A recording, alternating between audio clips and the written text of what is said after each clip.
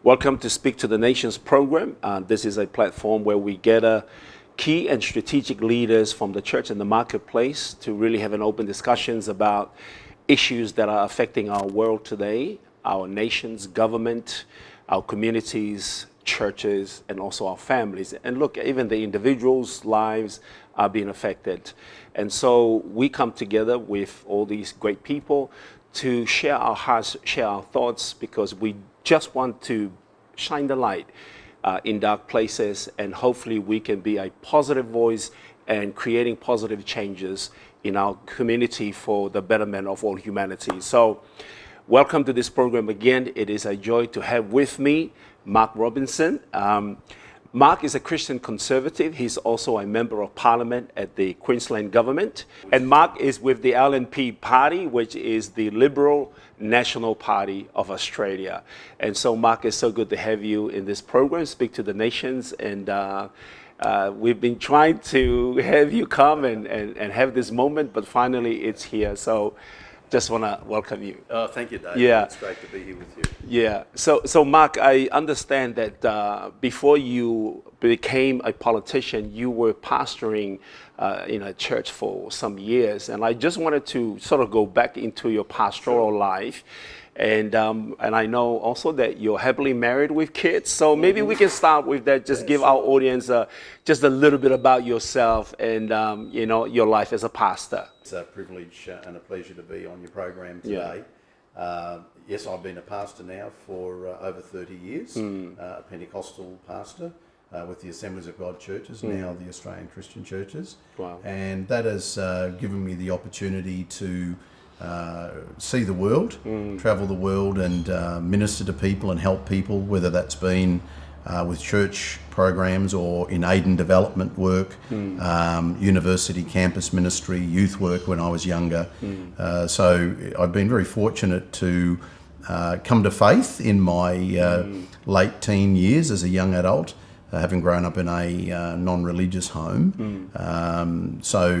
I came to faith in the middle of university studying science. I've always thought that's an amazing place for God to turn up when you're studying science. But you know what's funny, Mark? Because I actually was studying science when the Lord called me. So there's a similarity between us. Wonderful. Sorry, Mark. Wonderful. Well, I found Jesus. He found me. Yeah. And can I say that was an incredible watershed for me. It really changed my orientation of life as a man. It made me a much more caring man. I was always a caring person, cared about the community. I think I was always going to be a leader of people in the community, not just task oriented or an engineer, as I was considering being an engineer. It was one possible career, but I chose to go up to Townsville and did marine science there. And in the middle of that came to faith, and not that I was looking for faith. But faith came to me through the Christians that I met on campus. And as I said, coming to Jesus was a watershed moment, really not something as a non-religious person I was looking for, but so glad that I found Christ and I found Jesus and brought him into the centre of my life, which, again, it changed me as a man. It made me a more tolerant, loving, generous, compassionate man, and that's the transformation or the power of the gospel for me, is that it changed my heart and made me a different person. So that really set the basis or foundation. And then I did some college study as well as doing uni and Bible study, and then went into the ministry. I've had a few careers parallel in education, in multiculturalism and lecturing in that sphere. In aid and development and in pastoral work. So we've done those things over 30 plus years, and then I've come into Parliament in the last 10 years. The last 10 years. So before you actually came into Parliament, there must have been a moment in your life during your pastoral years that you felt the call to transition from church into government. Do you remember that time, and what actually prompted you to make that transition? There's probably a number of things that feed in together. I've always had an interest in politics without actually joining a political party. I've always watched from the sidelines, prayed for our political leaders, as the Bible says for us to do. lobbied or written emails or letters and things, and from time to time, but not been heavily engaged. Yeah. In 2008, with the formation of the Liberal National Party into one party, that was a motivating factor. Also, I was having a change of work between lecturing at a college and new opportunities, and I took the moment to ask the question, is there something else I'd like to be doing? Yeah. And at that point, I had a number of political friends that I spoke to, and MPs, current MPs, and they said, look, have you thought about going into politics? And I said, well, I hadn't, it's a very noble sphere. It's an important area. I wasn't sure if I was really called into that or I'd be any good at it. Particularly coming from the church world into the arena of politics, it must have been very challenging. I know that you have to be called to get into government, but obviously there's something especially unique about your life that you survived 10 years now. And by the way, congratulations thank you. on making it 10 years in government. But I want you to continue to talk about that transition, because it's very interesting to hear. Look, I actually had also come to a completion of my postgraduate studies. I'd done a master's at Griffith University in International and Asian Studies, and then a PhD at University of Queensland in Indonesian Studies and looking at Indonesia. And that was coming to an end, and I'd said to my wife, I think I'll pick something a little less stretching and challenging for a while, and then started to feel these stirrings towards perhaps putting my hand up for Parliament, and I shared it with my gorgeous, lovely wife. I have a beautiful wife, Julie, and 7 children, so we have a big family. 7 children. And I shared with her, and it wasn't quite what I'd said, as in we were going to have a quieter chapter for a while, but the doors opened for me at a practical level in terms of being pre-selected in the Liberal National Party. I put my hand up and went to a pre-selection with a number of other potential candidates, and I won that pre-selection in late 2008. And that pre-selection is actually here in your area. Here. Just let our audience know about your constituency and the people that you represent. Well, within the party itself, you work with the party members, and so I got to know a number of them and said, well, look, I'm thinking of putting my hand up to be your candidate, and I over time was able to win their support, and they were very good to me and got behind me. Then the election was March the 21st, 2009, and I had to suddenly, with just a few 10 years ago. 10 years ago, I had to get ready for that. And look, I didn't know a lot about how you do that. And so I did my best. But having a background in the church and working with people and volunteers, I suddenly realised all of those skills are actually really applicable in politics, because politics, a lot of it is the feel of people for you. And if people know if you're for them, people know if you care, you're genuine. Australians are not necessarily highly educated politically, but they're pretty good at spotting fakes. If you're genuine, if you're caring, that cuts through. And what I found was an ability, from what I'd learned in working with people, people in disadvantaged situations through church life, and those in aid and development that I'd worked with. I guess the ability to work with people, to care, and I found that really cut through. A lot of people. A lot of people aren't wedded onto political parties, Liberal, Labor, National, strongly these days, and a lot more people will look at you as the individual. What do you bring? And if they like you, then you've got the opportunity to serve them. So I'm very grateful to the people of the Cleveland district.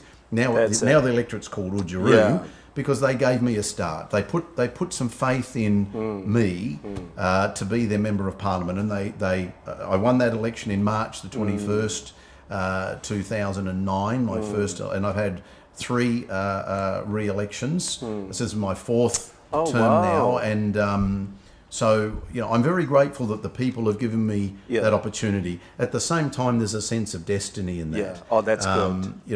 I believe that God guides us and leads us. It's a calling, isn't it, Mark? And it has become a calling. That's I've come it. to realize that Yeah. I was called Yeah. for a chapter of my life Absolutely. that I never really saw coming. And maybe people today might say, I feel some stirrings to do something more. Don't rule yourself out. That's it. I wasn't really, I didn't think I was ready for it. Yeah. Yet when I got into the day-to-day work, I found representing people was something, as a pastor, I could do very well. So your pastoral life and your years as a pastor in a church, it seems to me was preparatory to where you are now as a politician. And something that you said that really intrigued me about how there's intrinsic desires and values in people. They just want to be loved and understood and represented well, that you may have encountered in the church, working with people in the church. And it's the same even outside of the church, as one that represent, your jurisdiction or your, what you call it, your constituents. You want to talk a little bit about that? Yeah, look, I think being a pastor and working with people in diverse situations. So not only working with people who identify as Christian, but people who are maybe nominal Christian or other faiths or more secular in their outlook on life. Having worked quite broadly with a whole range of different people and helping them, whether it's in their business, whether in aid and development you're delivering a social program for families, or as I've had the real fortune of being able to help start orphanages in countries like Indonesia, and you're working with all kinds of different people. What I didn't realise is that when I became a member of parliament, all those things were really important because people want to connect. There you go. People want to know that you understand them. And I've had people say, oh, but Mark, you're a pastor, you've been a Christian, in that environment, it's a sort of bubble, it's a sphere of its own. Yeah, absolutely. How can you really relate? Well, but that's not been my experience. My experience has been someone connected with community and various cultures and people of various backgrounds, is that it's been a natural flow on for me for that to then go on into the political sphere where people are getting tired in Australia of pure politics. That's it. They're tired of politicians saying that and then in the next breath saying the opposite. Yeah.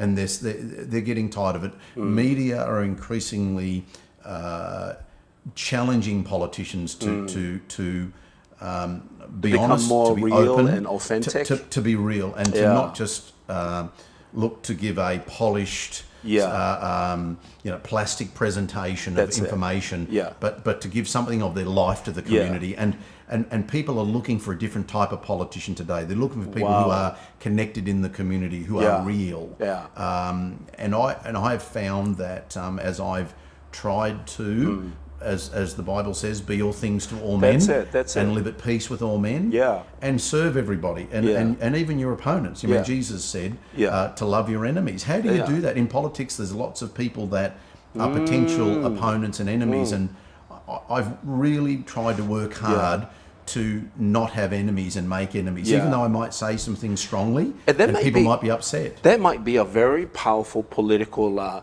tool, to love your enemies and be able to work with them, because looking at politics right now, you have the government, you have the opposition, and the things they say against each other is nasty. I mean, what do you think of even that scripture that you mentioned earlier before the recording? Jesus said, love your neighbors as you love yourself, because these are the values that we can still implement in government and politics, because it seems like it's what people want. They want to be loved. They want you and them to be friends, and you may have your differences, but there are common grounds that we can actually stand on and work together for common good. What would you say about that, Mike? Yeah, look, I think people are really looking for politicians who understand them, for people that will, and political leaders to be in it for them.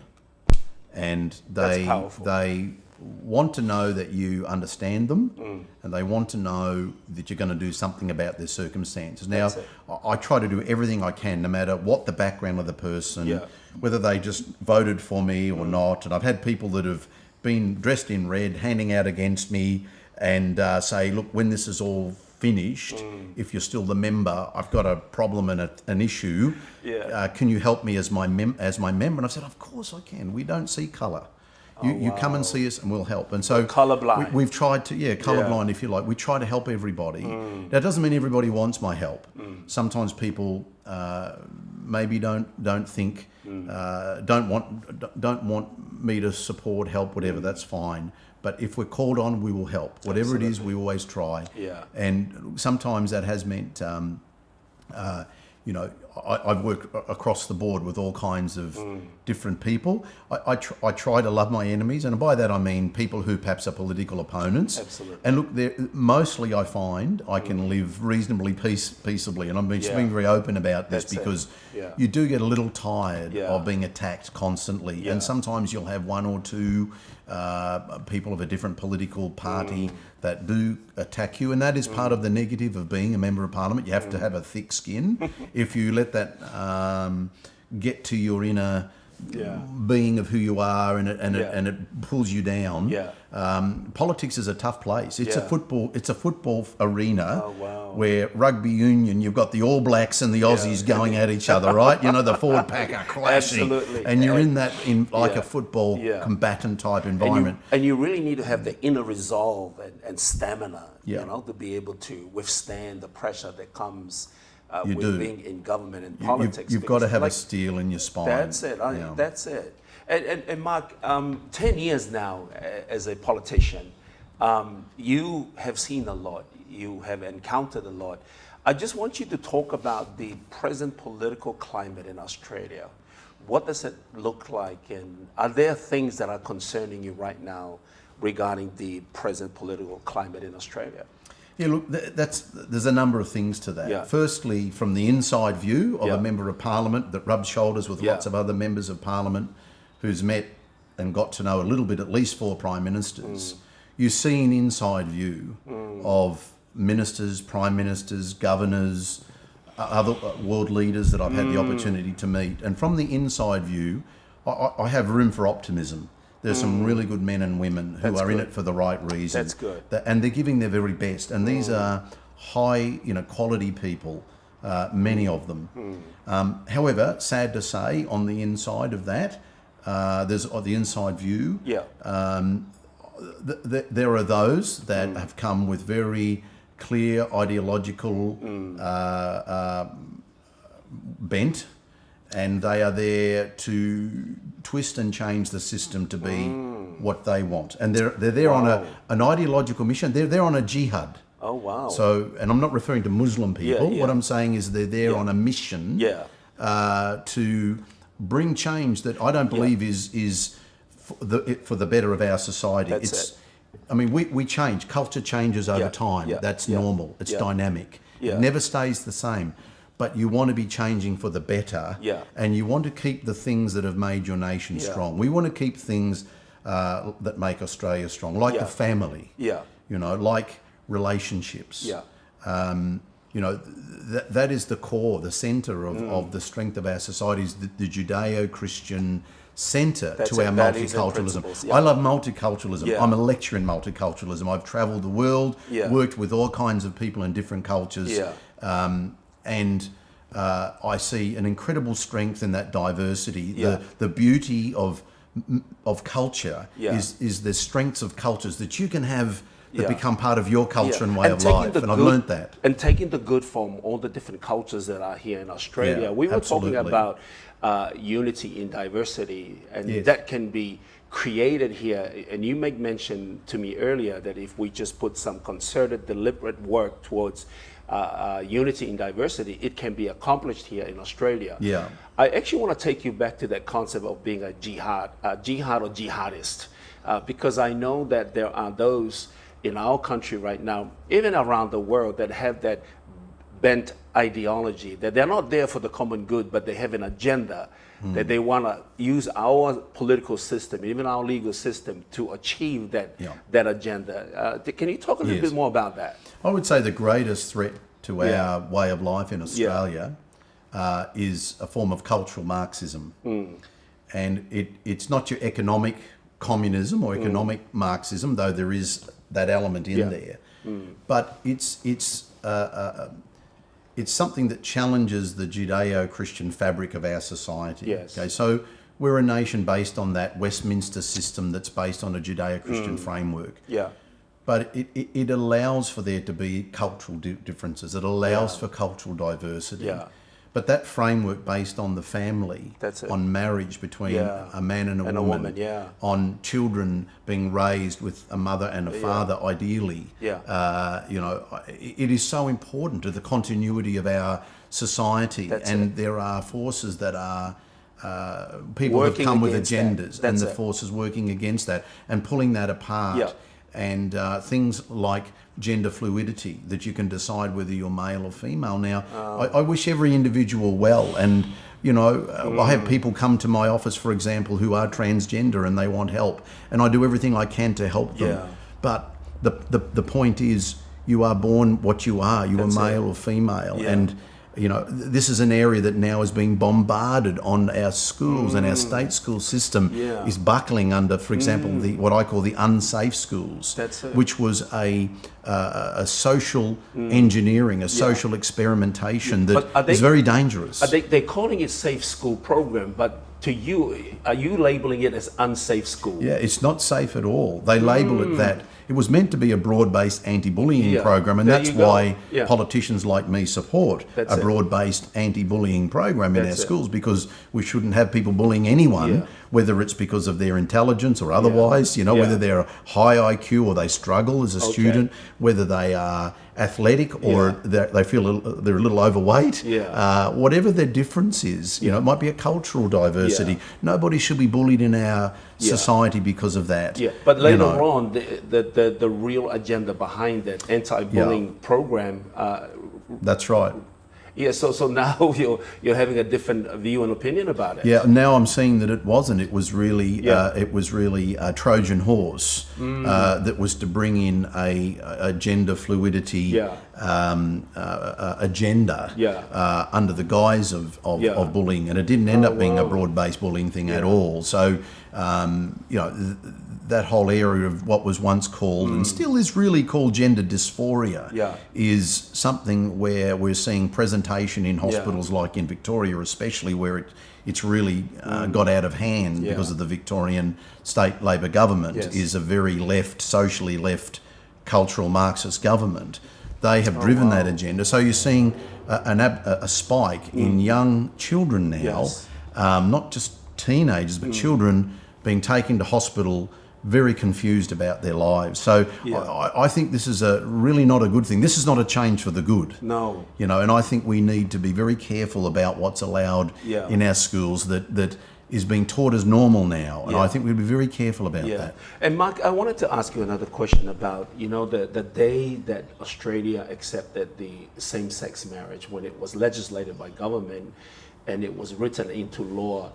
Something happened to this country. I was here the day that happened, and you can sense a shift in the atmosphere. What happened to Australia? What do you see is happening? Yeah, look, this is one of these very controversial issues, and it is a very difficult one for members of parliament to work through. It's not as simple as love is love, and you should be able to marry the person you love. It's not as simple as that. There are implications. I talked before about family life, and if we consider what's best and optimal in the raising of children, it's to be in a home where they have a mother and a father. For governments to legislate that a child will grow up without a mother, to me is a great concern. It's very natural that a baby and a child be nurtured by a mother. And that's the natural order. Yeah. So, and to also have a father. Now we know that sometimes because of marriage breakdown and because of death of a partner, that sometimes there's a mum or there's a dad as a solo mum or dad doing all they can to raise their children, and my hat off to them. So there's no criticism of them. However, if we're talking about governments making decisions about what's in the best interest of children, if that's important, for a child to not grow up with a mum and a dad, is not in the best interest of a child. That's it. And I think we lost sight of that. Certainly the legislation wasn't needed because in all of the civil union or civil partnership state legislation around our nation already contained all of the human rights for same-sex couples to, all of the human rights were protected already. So in reality, it hasn't actually achieved really anything very much at all. However, the implications now are very concerning. Now, I need to say, we don't know where this is going. This is very Brave New Worldish because we don't know what pastors can say from pulpits anymore. Yes. I certainly don't want to cause offence to anyone. And if anyone's listening to your program today, for those who are listening to your program today, if anyone is feeling a little bit angry by what I'm saying, I just simply say, please don't take offence. It's not meant to offend you. And it's not aimed at offending you, and I say that sincerely. However, we need to still have the opportunity of freedom of speech, and freedom of conscience, freedom of religion in our nation. Those freedoms are what thousands and thousands of Australian men and women died to protect. All of those freedoms, and I certainly mean no ill will to any individual. And as I said, I have people from the gay community, people from the LGBTI community who come to my office, who ask me to help them, whether it's with their business opportunities, whether it's with a training opportunity they've got. And I, as I said before, I'm colourblind in this job. I work with everybody, I help everybody. So